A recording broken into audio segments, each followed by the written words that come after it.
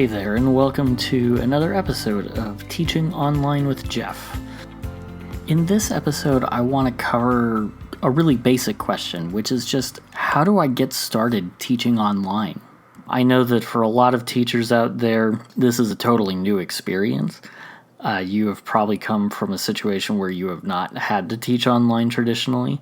I know that's where I've been getting a lot of questions from, or people who are trying to do this for the first time. So I just want to give you the kind of kickoff speech that I gave to faculty when they were teaching online for the first time.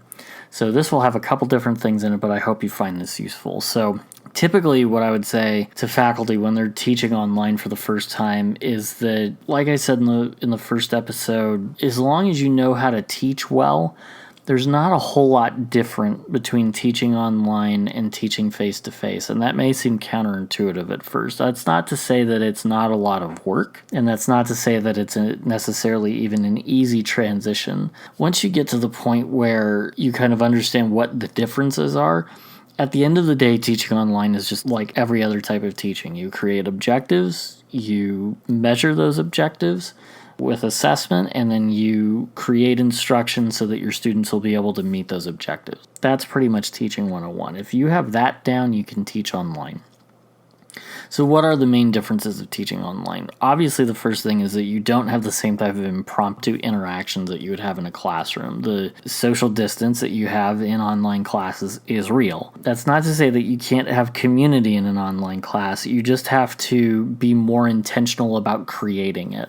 The online learning environment has a tendency to have a more isolated feeling because you are tending to work more independently when you are working on things. And so one of the things that you have to do is be a little bit more intentional about creating community in your classroom. Another big difference is that you are having to create everything from scratch. In one sense, that's very true because you are typically hosting online classes in some type of learning management system, whether it's PowerSchool, Canvas, Google Classroom, Moodle, Sakai, you name it. Whatever the learning management system is that you're using, you are literally having to create that class. But the other thing that often gets taken for granted is that in a lot of ways you have to rewrite the rules of what it means to interact in a classroom. Some things that you take for granted in a classroom, you can't take for granted in an online space. So for example, even if you're doing something like a video call, if you're in a face-to-face classroom, when somebody wants to contribute, if a student wants to give an idea, what do? Well, you raise your hand. Since kindergarten, even since preschool, that's what we're taught. If you want to contribute in class, you raise your hand. And typically it's okay to interact with other students. All of that stuff is given. When you get into a video conference, what's the etiquette? And what you start realizing is that some of the rules that are really obvious in a face-to-face classroom become less obvious when you're in an online classroom, particularly in synchronous online classrooms, or in other words, when everybody's meeting at the same time. And in a lot of cases, the interaction that you do have in an online classroom is happening asynchronously, or people are doing things on their own time. You don't have everything happening at the same time. A discussion forum is a good example of that. And so one of the things that makes online teaching challenging is that you have to rethink the rules of engagement for your classroom and understand how to run your classroom effectively in an online space. The third challenge of teaching in an online class will sound really counterintuitive, but teaching online is actually a very personal, individualized experience. And you may not think about it right now, but it actually is a type of teaching that feels much more exposed than teaching in a face-to-face classroom. And there's a couple reasons for that. One, from your student's perspective, it's much harder to hide in an online class. You can get away with not participating in a face-to-face class, not speaking up as much, especially if you're not comfortable doing that. But in an online class, if you're doing an online discussion forum, you notice the people who don't contribute, and you will end up hearing from everybody.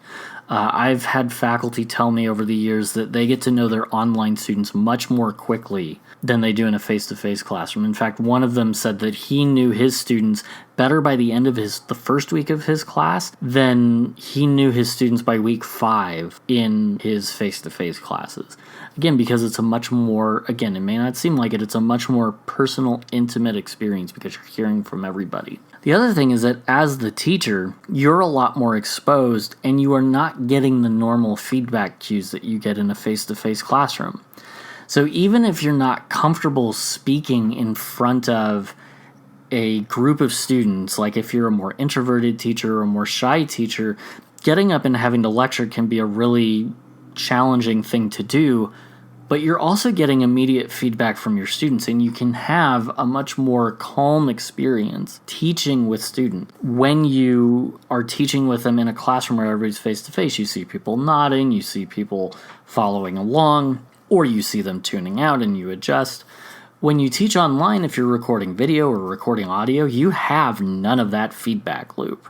You are just kind of putting yourself out there and hoping that it works.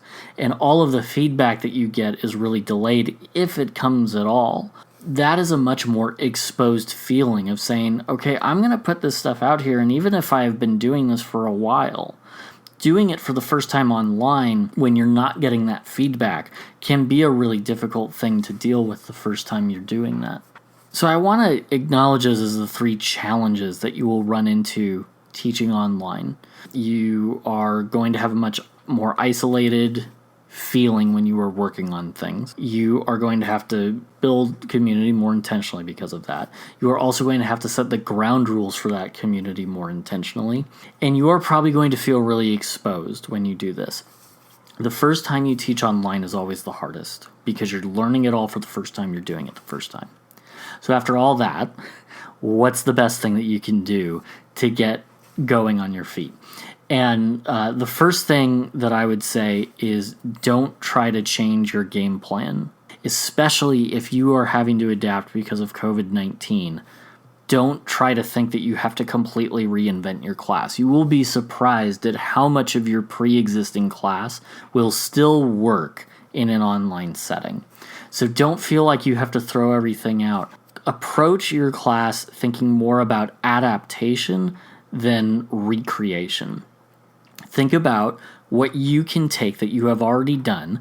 If you do lectures, know that you can record those as video or audio, and in the next episode we're going to talk about when is the best time to do that. You can think about the assignments that you would have normally had, and if there's an individual component, you can probably still do that online. The hardest things that you're going to have to recreate are the discussions and the in-classroom experiences that you had. And there's still a way to do that, and we'll talk about that in a later episode. But just know that you can actually probably retain most of your course, even if you're moving it into an online setting. In the next few episodes, we're going to talk about that a little bit more. I hope this has been encouraging. Sometimes it can be helpful just to acknowledge what is difficult and what changes when you teach online. But again, I think as you get into it, you will find that it is easier as you go along. That's going to wrap up this episode. Looking forward to seeing you in the next one. Please share this with whoever you feel this would be helpful to. If you like it, go ahead and rate it, and I will catch you next time.